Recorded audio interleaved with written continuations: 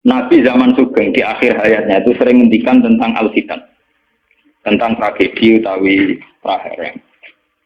Itu banyak riwayat yang bahkan Nabi itu pernah menghentikan saya dan kejayaan Islam itu hanya berumur 36 tahun.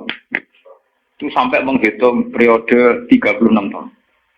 Juga banyak riwayat yang bahkan secara detail saya mencium turba, di mana nanti cucuku terbunuh di situ. Apa kamu gelisah Muhammad? Iya. Kata Jibril, jika kamu mau, saya tunjukkan di tanah mana nanti cucumu akan dibantai. Itu riwayat jauh sebelum Said Husain dibantai di Karbala. Termasuk riwayat-riwayat yang se-ekstrim ini.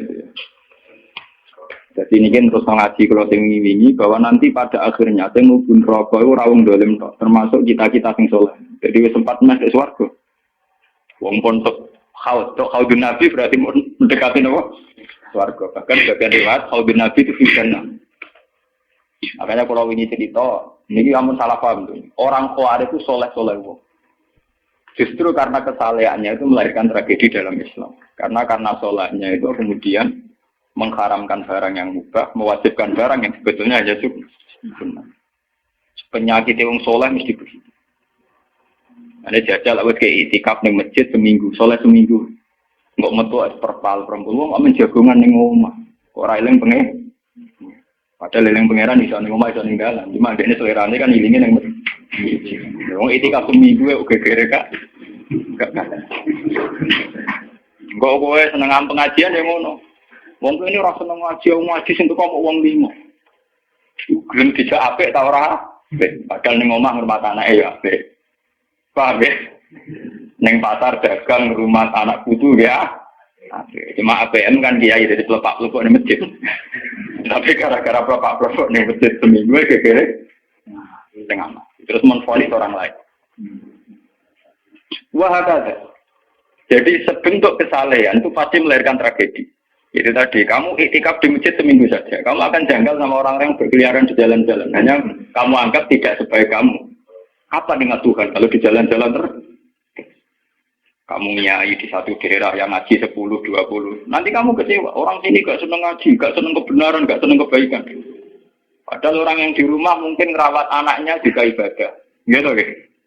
Merawat keluarganya juga ibadah.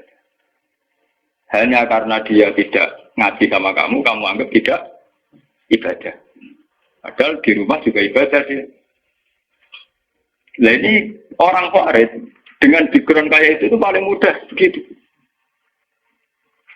Sehingga orang-orang ini nanti ketika sudah sampai ke surga, kemudian ketemu Nabi, kata Nabi mau disampaikan ke Khaudun Nabi. Dia mau sampai ke telaga Nabi. Tapi pas mau sampai ke telaga, terus Nabi diingatkan oleh Allah, mereka tidak layak masuk surga. Innahum qad ahdatsu ba'dak. Mereka bikin bid'ah setelah kamu. Tapi itu umatku ya Allah, saya kenal mereka kenal saya. Ya, tapi sukon itu harus dijauhkan dari surga. Dan ini kalau cerita, kenapa kesalehan melahirkan tragedi? Ini kalau cerita. Dalam semua sejarah dunia, selalu tragedi itu dimulai dari kesalehan.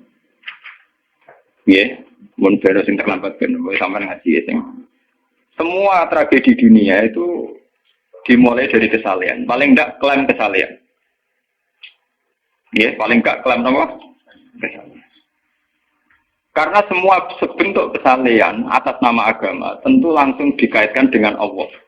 Bertautan dengan hukum Allah. Kalau sudah kamu yakini itu hukum Allah, tentu kamu dengan mudah akan menghukumi kafir siapa saja yang menentang. Karena kamu anggap melecehkan hukum Allah. Akhir dari itu tentu kamu akan tahlil dam. Nak ngono wong iku halal darah. Ini rungokno tenan. Karena setiap pelanggaran atas nama agama tentu dianggap melanggar hukum Allah. Jika orang yang mengklaim demikian kan mudah mengkafirkan orang lain karena dianggap wani pengerah. Paham ya? Nah, kalau sudah menvonis orang lain berani Tuhan, tentu darahnya dihalalkan. Kayak kasus kaum Khawarij. Sebetulnya saat Ali Muawiyah itu melakukan konflik atau terjadi konflik, saling bunuh, saling perang, kelompoknya Ali Muawiyah saling serang, itu kan tragedi duniawi biasa. Dalam hidup pasti ada gejolak, ada demonstrasi, ya, ada perebutan kekuasaan. Sebetulnya itu kan fenomena sosial biasa. Misalnya kiai drengki-drengkinan. Masa kiai drengkinan mbek bakul bakso kan gak. Bakul bakso drengki-drengkinan mbek bakul. Orang malah mbek bakul es rukun. Tidak bisa kamu logika panas musuhnya adem bakul bakso jejer bakul es rukun. Mergo bar mangan bakso tuku. Tapi bakul es modal adem itu Pak. Tukaran. Mergo saingan niku nunjukno nek saingan sak jenis. Mulane koyo aku rada aman. Mergo sing nyaingi aku kudu alime sekali beraku aman. Paling wong saiki ade ku adir wis lho, Pak. Padha kelas-kelas ringan kan musuhe ge kelas. Ora nek nak ngalim tulisan kaliber. Dadi rapati di musuh. Ada ngalime kaliber terus fasilitas biasa. Wong rapati nyuco, wong rapati hormati, wong ape drengki apaan? Aku lho mak turu temangsang ning kos drengki apa? Mun kula elmoni ya, jadi wong rapati drengki mun kula elmoni. Dadi ngalime kaliber fasilitas biasa. Wah aman. Kok ini aman, itu istiadat. Jadi untuk menjaga keamanan. Ngalime ra kaliber nek dadi wong nyucup wong dobar, itu mesti wong mencep. Alim sepi kok wong dobar gegere.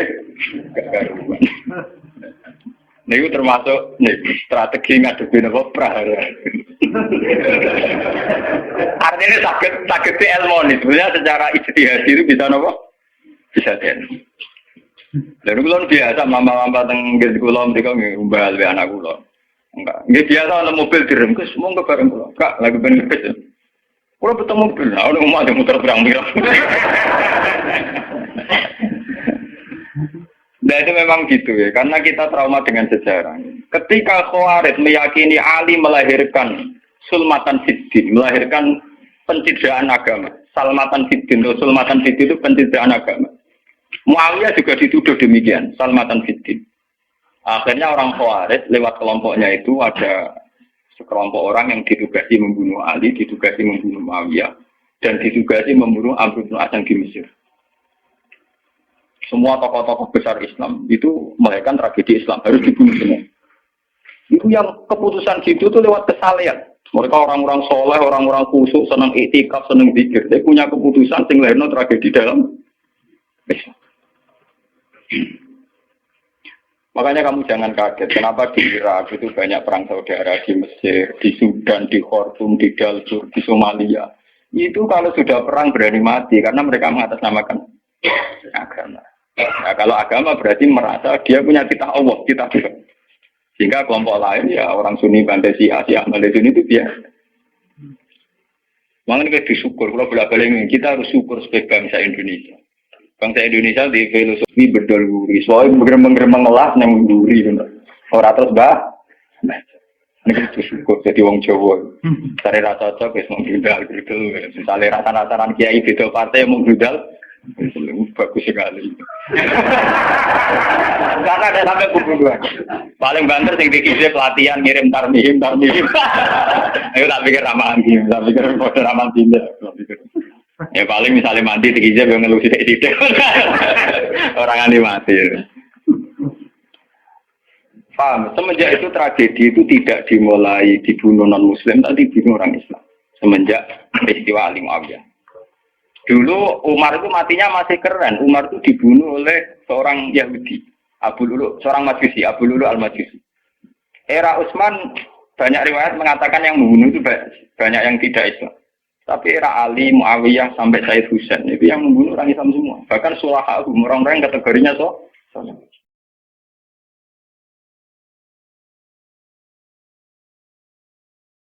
Wong soleh macam payah. Mbak Madin gue kenal aku ngukumi wong murtad itu biasa. Karena daftar kemurtatan dalam kitab-kitab salaf itu terlalu banyak.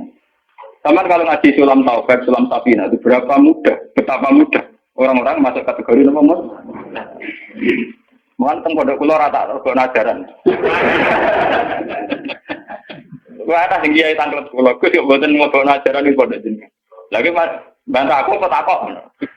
Nak bantah, bantah-bantah, nak takut tak jawab. Ini umum kalau perhitung dong, itu memang resiko. Resiko ada takfir. Bukan kita yang salah, kita kalau tidak punya khazanah banyak itu resiko. Jadi kalau baca kitab gitu itu harus punya khasanah yang lain yang apa? Banyak. Sehingga tidak mudah mentakfirkan orang atau memurtadkan. Semenjak Ali Muawiyah tragedi, karena kelompok-kelompok soleh itu menvonis Ali itu murtad atau Muawiyah itu murtad, kemudian diteruskan, kalau gitu halal darahnya, akhirnya dibunuh. Ali ya dibunuh, Muawiyah ya seringkali mengalami percobaan dibunuh.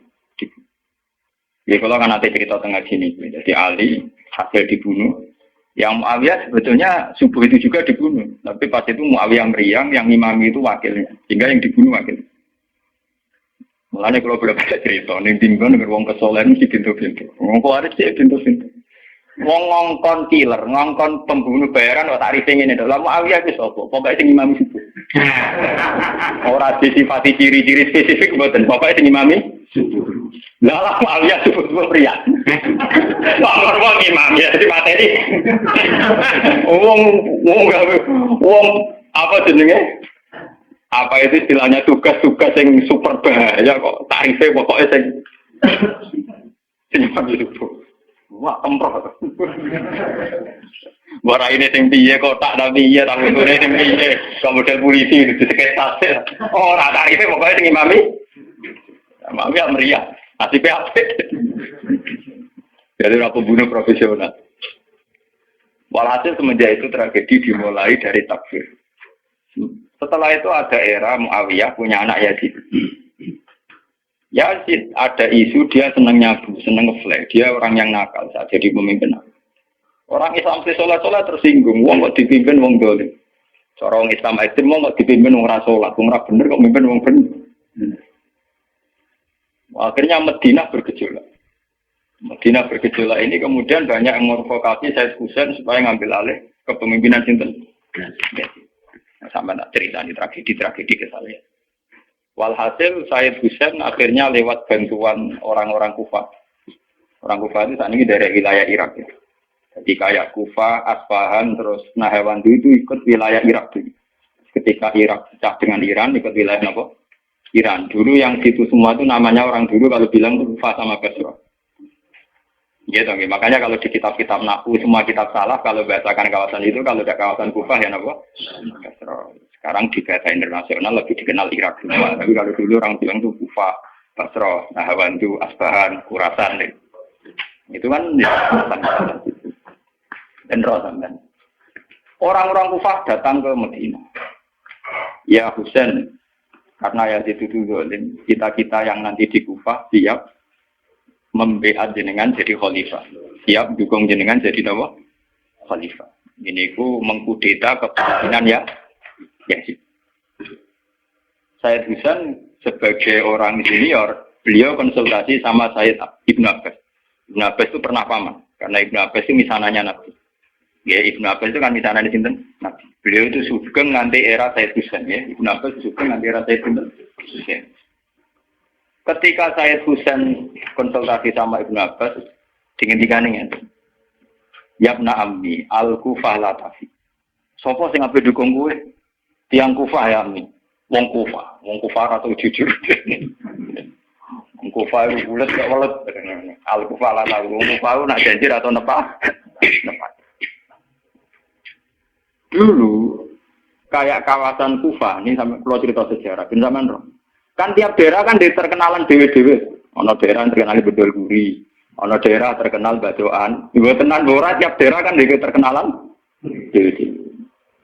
Yang repot terkenal bedol guri, ono terkenal kayak Madura baso. Ono terkenal daerah, daerah kono medhit kabeh. Nah, kalau musuh doa wani wong lanang kan tiap daerah deh. Terkenalan sendiri-sendiri. Paham ya karena perilaku budaya orang mesti diciri. Nah, itu di era itu. Kufah itu punya ciri khas Al-Kufah Latafi. Wong Kufah mesti meraju. Tenang. Walhasil akhirnya Said Husain minta maklum ya, minta supaya dimaklumi. Ya Ami, saya ini sudah bertekad untuk menuruti permintaan orang-orang Kufah. Jadi meskipun paman saya melarang, saya tetap berangkat. Kata Ibn Abbas, ya sudah, kalau itu jadi keputusan kamu. Mulanya Said Husain terkenal Said sing brengkel. Mulanya kena dititeni. Said sing turunan Husain, ini rata-rata brengkel-brengkel. Enggak, kados orang Iran itu rata-rata Sayyidnya Husain. Kados Abdul Qadir, kados Sayyid Muhammad itu Al-Hasan. Makanya kalau Sayyid Muhammad itu Al-Hasan rata-rata karena Sayyid Hasan dulu itu yang punya keputusan amul istima. Jadi tidak mau perang. Sehingga era Sayyid Hasan yang dikatakan amul istima. Tahun bersatunya umat. Era Husain betul. Walhasil wala-wala cerita Sayyid Husain kersok dibawa orang Kufah menuju Irak.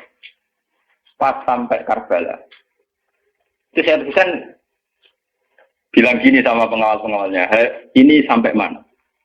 Ini Karbala ya Husain. Saya Husain hadihi karobun wa balaun. Ini karobun, kesusahan wa balaun dan tragedi ujian.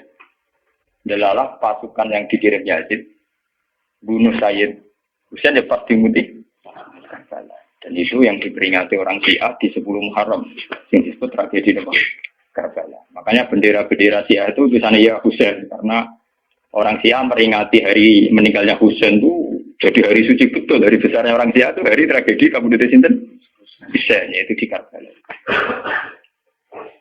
Nah kemudian versi cerita itu bulat. Kalau versi Sunni, karena sini model Kiai Indonesia, model versi Husnudzon, itu jari ini pengawalnya Muawiyah itu tidak disuruh bunuh, disuruh konsultasi saja. Cuma mereka overacting bunuh. Sehingga dalam keyakinan Sunni bahwa Yazid itu tidak dosa-dosa amat karena tidak nyuruh apa. Tapi nak cara Syiah, nyatane mate ini kok dikelah-kelah. Mate ini ya mate. Wah, semenjak itu lahirlah kelompok Syiah besar-besaran. Siapa yang berbau Yazid, berbau Umayyah harus dibunuh.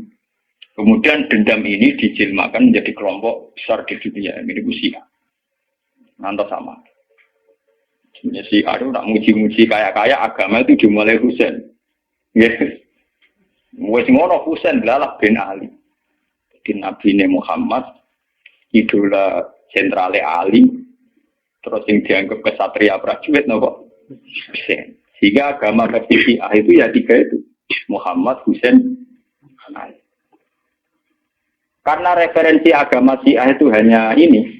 Ali zaman sugengnya Nabi ya terkenal pahlawan perang, terkenal kesatria perang. Husain ya kesatria perang. Sehingga orang Syiah tidak punya rujukan kecuali sejarah kesatriaan. Ngadepi Musa wani mati. Kata Iran saat ini Ahmad Benedek itu orang Iran perasaannya begitu. Ngadepi Musa mati, wani mati. Itu perasaannya ahli sunnah karena ahli sunnah idola no sahabat sing kuno ya idola. Sing ora jelas ya napa? Idola. Wah, kira sahabat macam-macam. Jale matur idola no sahabat topo sing nak ono perang ngire. Terus Mustafa idola no topo sing ora jelas penting itikaf. Itu kelebihannya Sunni karena ngakui semua sahabat jika perilakunya variasinya banyak. Lho tenan niku boten kuyon niku. Karena variasi idolanya apa? Banyak. Jika orang Sunni bentuke ubit-ubit. Sudah kebut-ubit. Sudah kemana sing ngene.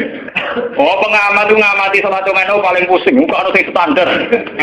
Salate Muhammadiyah, PKS, Salafim di standar. Carane ngono pusing. Dia ini terkenal alim. Allahu Akbar.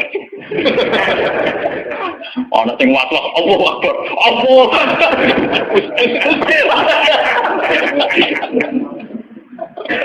Oh, sedang kok ono sing ngene, ono sing ngene, ono sing santai. Ono sing lambene ngancing nono selik.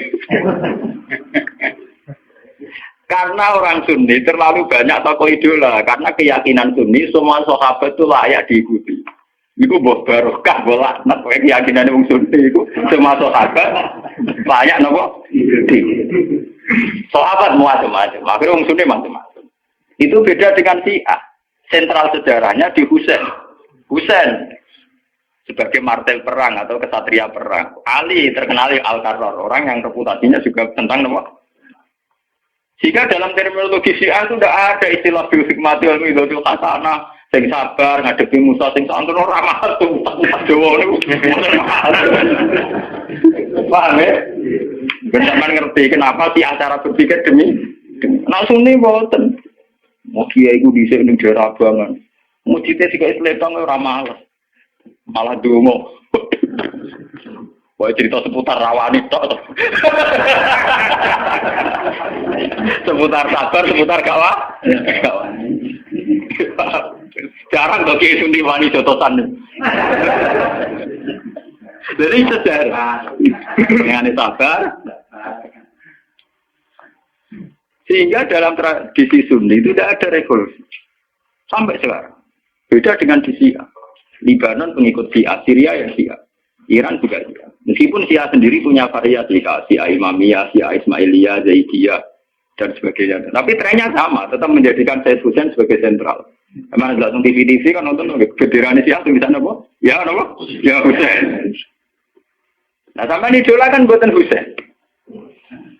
Idola Hasan. Said Hasan itu rasa seneng perang. Tapi semua ya kok. Jadi ya nggak biasa itu perang barang. Gerwaman didik, nopo poli. Ya, jadi sejarah berulang. Ya apa-apa. Jadi perang repot. Mau yang mirip perang. Cerita. Bon akhirnya setelah era Yazid, kemudian ada dinasti-dinasti. Kemudian era Yazid karena bin Muawiyah disebut dinasti Umayyah. Orang-orang penggemar Husain karena Husain itu mendiriati Rasul melahirkan dinasti. Ini disebut dinasti Fatimiyah. Sebenarnya dinasti Fatimiyah itu bukan dinasti turunan Husain, karena saking cintanya ke Husain mengatasnamakan dinasti Nabi. Ada perang. Hasil wala-wali zaman nanti dinasti Fatimiyah itu kuasa. Ketika kuasa sempat bikin Al-Azhar. Jadi Al-Azhar dulu itu barokahnya dinasti Fatimiyah. Al-Azhar itu dari kata Fatimah Zahra. Af'al tafdilnya Zahra itu Al-Azhar. Kayak Hasna. Kalau mu'anat kan Hasna. Kalau bahasa Arab untuk af'al tafdil Al-Ahsan. Jadi kalau Zahra berarti menjadi Azhar. Itu karena bahasa saja. Kayak Hasna mu'anat. Kalau Ahsan untuk af'al tafdilnya. Jadi kalau Zahra jadi apa? Azhar. Jadi dari kata Fatimah Zahra. Ya sudah begitu.